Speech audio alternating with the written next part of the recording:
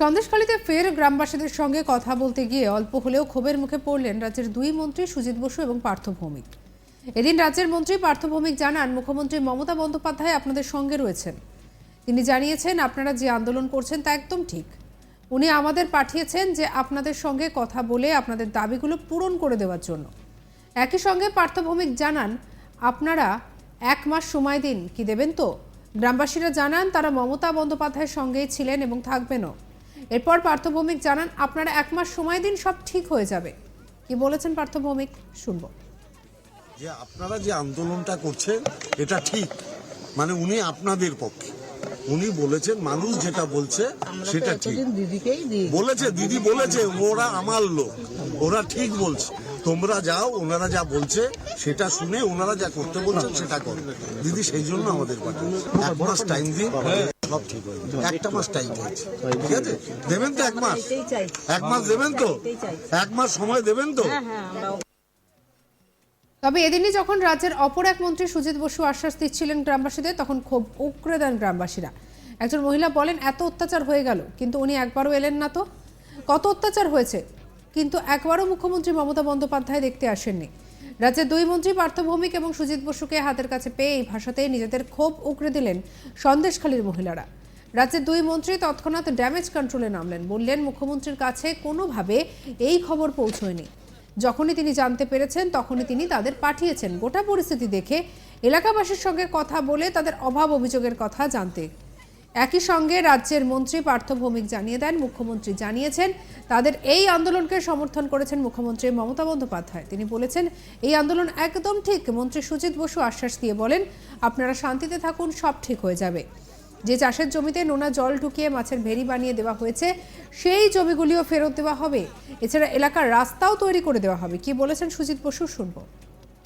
চাষের জমিতে 4খানা জায়গা থেকে জল ঢুকিয়ে দেওয়ার যে ব্যবস্থা হচ্ছে ওগুলোকে রেস্টোর করে দেওয়া হবে, ওগুলো বন্ধ করে দেওয়া হবে, 20 দিনের মধ্যে করে দেবে।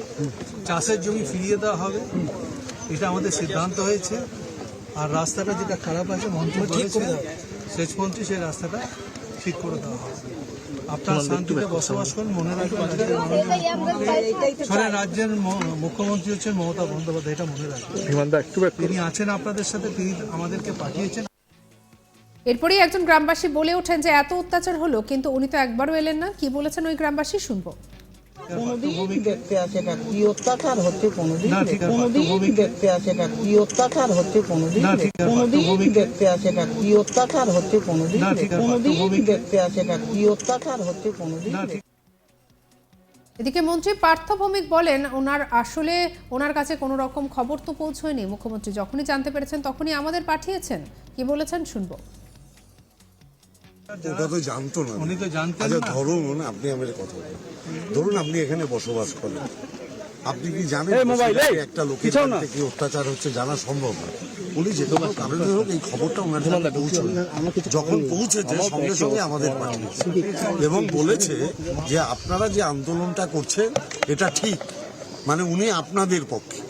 উনি বলেছেন মানুষ যেটা বলছে সেটা ঠিক বলেছে। দিদি বলেছে ওরা আমার লোক, ওরা ঠিক বলছে, তোমরা যাও, ওনারা যা বলছে সেটা শুনে ওনারা যা করতে বলছেন সেটা করো। দিদি সেই জন্য আমাদের পার্টি। রবিবার 18 ফেব্রুয়ারি সন্দেশখালী গিয়েছিলেন রাজ্যের 3 জন মন্ত্রী সুজিত বসু, পার্থ ভৌমিক এবং বীরবাহা হাঁসদা। এদিন সন্দেশখালী গিয়ে স্থানীয় নেতৃত্বের সঙ্গে বৈঠক করেন। বৈঠক শেষে মন্ত্রী সুজিত বসু জানিয়ে দেন, আপাতত শিবু হাজরার জায়গায় সন্দেশখালী 2 নম্বর ব্লকের দায়িত্ব দেখবেন বিধায়ক সুকুমার মাহাতো। সন্দেশখালীর ঘটনায় উত্তম সর্দারের বিরুদ্ধে কড়া পদক্ষেপ করেছে তৃণমূল। তাকে 6 বছরের জন্য সাসপেন্ড করা হয়েছে। এবার কি কড়া পদক্ষেপ করা হবে শিবপ্রসাদের বিরুদ্ধেও? এই প্রসঙ্গে সুজিত বসু বলেন, ওর বিরুদ্ধে তদন্ত করা হচ্ছে, তা শেষ হলেই পরবর্তী পদক্ষেপ করা হবে। মন্ত্রী সুজিত বসু কি বলেছেন, শুনবো। এখানে কর্মীদের সঙ্গে আমরা একটু আলোচনার জন্য বসেছিলাম, বিশেষ করে সন্দেশখালী অঞ্চলে যারা আমাদের কর্মীরা আছেন এবং আমাদের যে প্রধানরা আছেন, অঞ্চলের সভাপতিরা আছেন এবং কিছু সাধারণ মানুষের অভাব অভিযোগ শুনবেন। তা আমরা অভাব অভিযোগ শুনেছি এবং আমরা সেগুলো দেখছি, যেগুলো মানুষের অভাব অভিযোগ আছে। এছাড়া আমাদের কিছু ডেভেলপমেন্ট ওয়ার্কেরও কিছু কথা আমাদের কাছে কিছু মানুষ বলেছে, আমরা সেগুলো দেখে নিচ্ছি। সেগুলো যত তাড়াতাড়ি সম্ভব সেগুলো দ্রুততার সঙ্গে শেষ করা। এছাড়া আমাদের যে বিষয়টা হলো যে আমাদের 3 তারিখে যে মিটিং আমাদের হবে জনসভা, সেই মিটিংয়ের প্রস্তুতি আমরা করব। আমরা ইতিমধ্যেই সমস্ত যারা অঞ্চল সভাপতি আছে আমাদের আজকে থেকে দায়িত্ব, বিশেষ করে সুকুমার মাহাতো আমাদের যিনি বিধায়ক 2 নম্বর ব্লকের আমরা দায়িত্ব থাকি, পার্টির পক্ষ থেকে তাকে দায়িত্ব দেওয়া হয়েছে। শিবপ্রসাদ হাজরার বিরুদ্ধে কি কোনো ব্যবস্থা নেওয়া হয়েছে? তাকে সরিয়ে দেওয়া হলো করতে? এক্ষুনি আমি বলি, শিবপ্রসাদ হাজরা সম্পর্কে এনকোয়ারি এখনো কমপ্লিট হয়নি। আমরা এনকোয়ারি হওয়ার পরে আপনাদের জানিয়ে দেবো কি হচ্ছে না। আপাতত দায়িত্ব সুকুমার মাহাতো এখন বিষয়টা সামলাবে।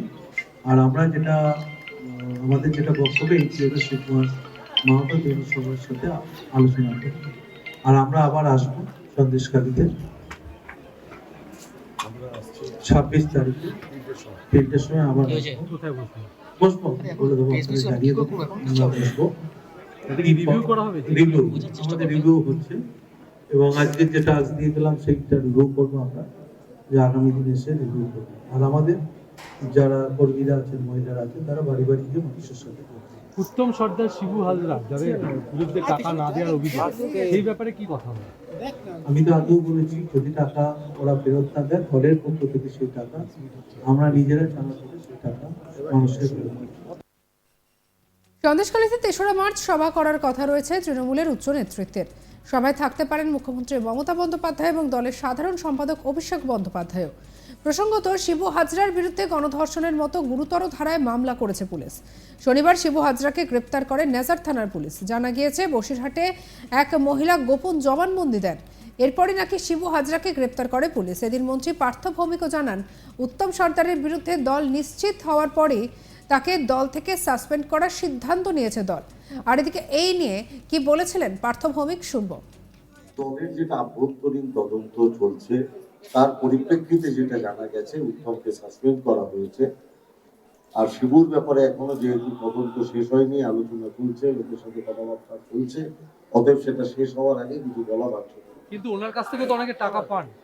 আমি বললাম তো তদন্ত চলছে। আপনি বলছেন টাকা পান, আপনি প্রমাণ দিন।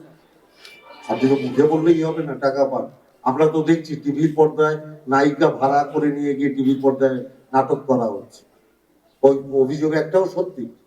একজন মা বোন এসে দাঁড়িয়ে বলুক না সন্দেশখালী যে তাদের উপর কোনো অত্যাচার হচ্ছে। ওখানে ভয়হীন। আর এখানে এখনো আতঙ্কে আছে। যাদের এরকম আতঙ্কে আছে, আমি দয়া করে আপনাকে অনুরোধ করব, আমাদের সাথে যোগাযোগ করতে বলুন, আতঙ্ক আমরা কাটিয়ে দেবো।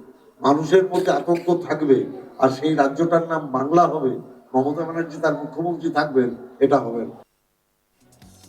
সঙ্গে রাখুন আজ তাক বাংলার ইউটিউব চ্যানেলকে সাবস্ক্রাইব করতে ভুলবেন না।